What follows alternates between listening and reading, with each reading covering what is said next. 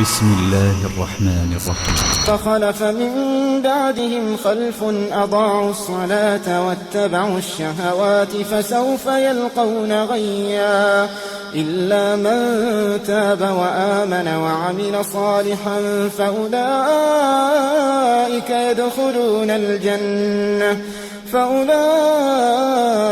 يدخلون الجنة ولا يظلمون شيئا. Bismillahirrahmanirrahim. Assalamu alaikum, que la paix soit sur vous. Donc tout d'abord, j'espère que vous allez tous très bien. Alors aujourd'hui, bi'idhnillah, par la permission d'Allah, nous allons parler du mensonge. Alors le mensonge, qu'est-ce que c'est? Le mensonge, ça consiste à donner une information qui est contraire à la réalité. D'accord? Alors une personne peut être amenée à mentir pour plusieurs raisons. Parce qu'elle peut vouloir éviter quelque chose qui pourrait lui nuire, fuir une situation incommodante. Deuxièmement, elle peut être amenée à mentir. On n'est pas en train de justifier le mensonge, mais on explique quelles sont les situations qui font qu'une personne peut être amenée à mentir. Donc deuxièmement, si la personne voit qu'elle a une maslaha, elle a un intérêt, eh bien elle peut être amenée à mentir. Et troisièmement, par exemple, elle peut également mentir pour nuire à quelqu'un. Donc ce sont des exemples, d'accord? Mais dans tous les cas, il faut savoir que le mensonge ne conduit qu'à la perte, et au final conduit au feu. Wallahu musta'an. Donc, pour expliquer cela, nous allons partir d'un hadith du prophète Mohammed sallallahu alayhi wa sallam, que la paix et les bénédictions d'Allah soient sur lui, lorsqu'il a dit: Inna as-sidqa yahdi ila al-birri wa inna al-birra yahdi ila al-jannah wa inna ar-rajula la yasduqu hatta yuktaba 'inda Allahi siddiqan wa inna al-kadhiba yahdi ila al-fujur وَإِنَّ الْفُجُورَ يَهْدِي إِلَى النَّارِ وَإِنَّ الرَّجُلَ لَا يَكْذِبُ حَتَّى يُكْتَبَ عِنْدَ اللَّهِ كَذَّابًا.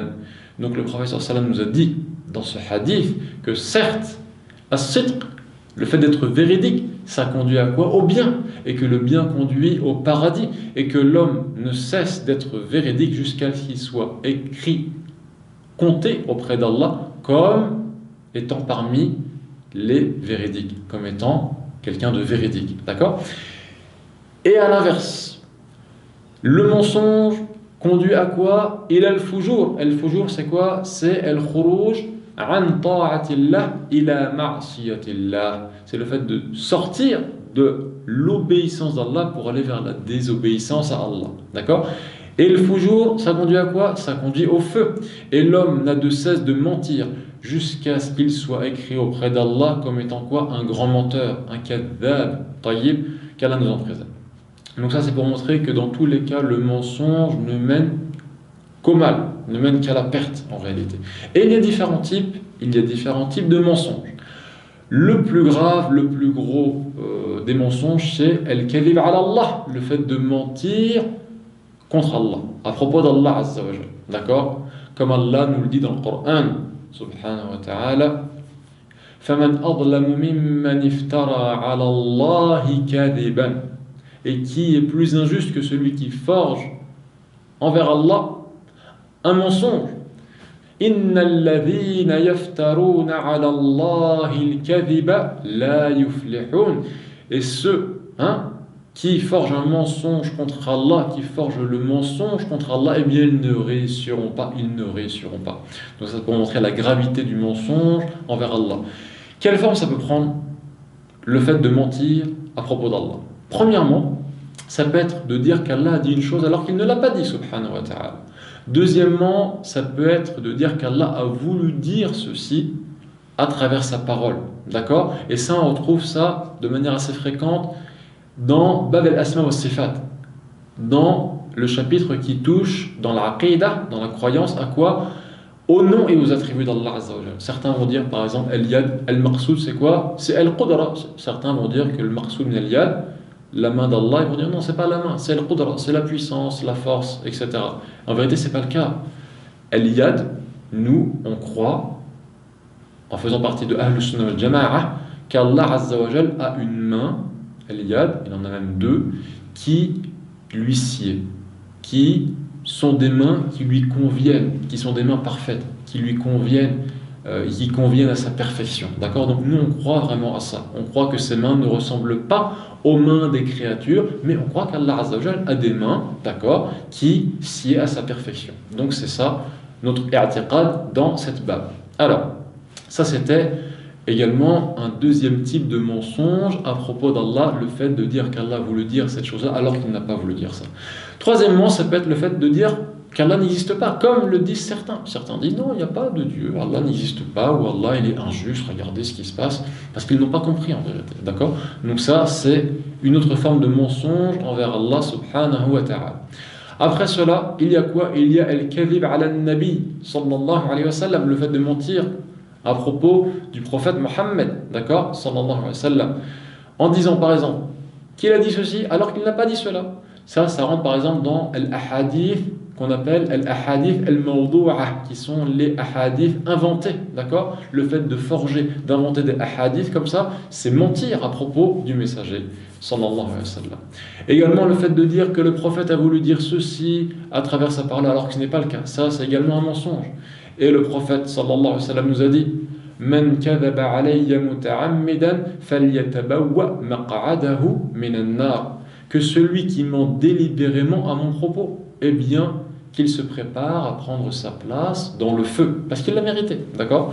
Donc ça, c'était les différentes formes que peut prendre le mensonge à propos contre le prophète Mohammed sallallahu alayhi wa sallam. Et également le mensonge qui existe entre les gens, d'accord. Si quelqu'un dit ah oui, un tel il a dit ça, tu sais, un tel il a dit ci, il a dit ça, ou un tel il était là tel jour alors qu'il n'était pas là en vérité, d'accord. Donc ça c'est également un mensonge et c'est un signe d'hypocrisie, comme l'a dit le prophète Mohammed sallallahu alayhi wa sallam, ayatul munafiq thalathun idha haddatha kadhaba. Donc, et il y a d'autres signes, mais parmi les signes, les signes de l'hypocrite sont au nombre de 3, d'accord. Et le premier de ces signes, c'est quoi? C'est lorsqu'il parle, il ment, d'accord. Donc ça, c'est un des signes. Alors également, le fait qu'une personne ait un comportement qui ne reflète pas ce qu'elle a dans son cœur. Elle montre par exemple qu'il s'agit d'une personne, masha'Allah, qui est très pieuse, d'accord, alors que ce n'est pas du tout le cas. Ou une personne va dire des belles paroles, alors qu'au fond d'elle-même, elle renferme, elle couvre, d'accord, elle renferme la mécréance. Eh bien ça, qu'est-ce que c'est? C'est également agir en mentant, quelque part, vis-à-vis des gens qui nous entourent. Et Allah Azza wa Jal nous a décrit l'état, la condition des hypocrites qui agissent de la sorte, en montrant aux gens que, masha'Allah, ce sont des gens pieux, etc. Alors que ce n'est pas du tout le cas. Quand Allah nous dit dans le Coran, وَمِنَ النَّاسِ مَنْ يَقُولُ آمَنَّا بِاللَّهِ وَبِالْيَوْمِ الْآخِرِ وَمَا هُمْ بِمُؤْمِنِينَ يُخَادِعُونَ اللَّهَ وَالَّذِينَ آمَنُوا وَمَا يَخْدَعُونَ إِلَّا أَنفُسَهُمْ وَمَا يَشْعُرُونَ. Et donc il s'agit de ces gens-là. Il y a parmi les gens ceux qui disent nous croyons certes en Allah et nous croyons au jour dernier. Et alors qu'ils ne croient pas en vérité. Ils cherchent à tromper Allah et les croyants, mais en vérité, ils ne trompent qu'eux-mêmes et ils ne se rendent pas compte. Donc ça également, c'est une forme de mensonge quelque part. Il y a également les gens qui, pour faire rire d'autres personnes, vont mentir. Naam, et le prophète sallallahu alayhi wa sallam nous a dit Waylun lilladhi yuhaddithu fayakdhibu liyudhaka bihi al-qawm. Waylun lahu. Malheur à celui qui, lorsqu'il parle, ment pour faire rire les gens. Malheur à lui. Donc vous voyez un peu, subhanallah, l'importance d'avoir une bonne compagnie, d'être en bonne compagnie. Et l'importance du ilm, parce que ces choses-là, on pourrait se dire c'est vrai, c'est un mensonge, mais bon, c'est peut-être pas si grave que ça. Non, waylun lahu, 2 fois. Malheur à lui. Donc c'est vraiment très important de faire attention à ça aussi. Il y a également le mensonge qui peut avoir lieu lors d'une transaction commerciale. Comme le prophète sallallahu alayhi wa sallam nous l'a dit. Al-bay'an bil-khiyar ma lam yatafarraqa fa in sadaqa wa bayyana. Qu'est-ce qui se passe?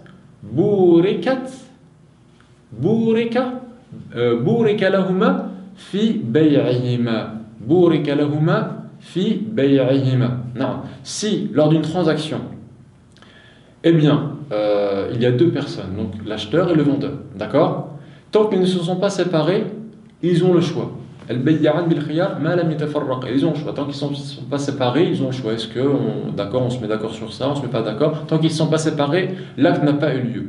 Si jamais ils sont véridiques, ça veut dire qu'ils décrivent la marchandise telle qu'elle est. Et wabayyana, et qu'ils montrent, qu'ils expliquent quels sont les défauts qui sont présents dans cette marchandise, alors burika lahuma fi bay'ihima. Alors Allah va bénir leur transaction.